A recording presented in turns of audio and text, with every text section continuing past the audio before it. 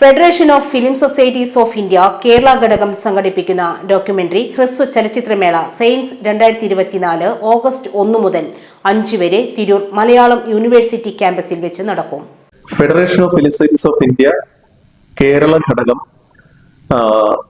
17 വർഷമായിട്ട് സംഘടിപ്പിക്കുന്ന ഡോക്യുമെന്ററി ഹ്രസ്വ ചലച്ചിത്രമേളയാണ് സയൻസ്. 17ാമത്തെ വർഷമാണ്. 2005 ആരംഭിച്ച് ഇടയ്ക്ക് 2 വർഷം മാത്രം ചെറിയ ഗ്യാപ്പ് വന്നു. ദേശീയ തലത്തിലുള്ള ഡോക്യുമെന്ററിയിലെ ഹ്രസ്വ ചലച്ചിത്രങ്ങളുടെ മേളയാണ്. ജോൺ എബ്രഹാം ദേശീയ പുരസ്കാരത്തിന് വേണ്ടിയാണ് ബേസിക്കലി മേള. അതിൽ മത്സര വിഭാഗമുണ്ട്.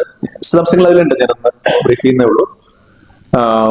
17 വർഷമായിട്ട് നടക്കുന്നു. തിരുവനന്തപുരത്ത്, തൃശ്ശൂര്, പാലക്കാട്, മൂവാറ്റുപുഴ, എറണാകുളം, മൂവാറ്റുപുഴ, തൊടുപുഴ തുടങ്ങിയ സ്ഥലങ്ങളിലാണ് ഇതിനു മുമ്പ് നടത്തുന്നത്.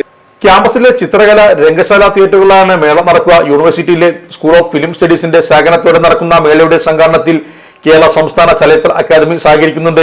ഓഗസ്റ്റ് 1 വൈകിട്ട് 6 മണിക്ക് രംഗശാലയിൽ ഡോക്യുമെന്ററി സംവിധായകൻ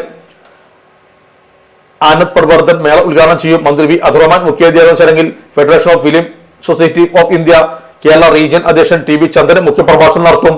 മലയാളം സർവകലാശാല vice chancellor doctor N Sushama അധ്യക്ഷയായിരിക്കും.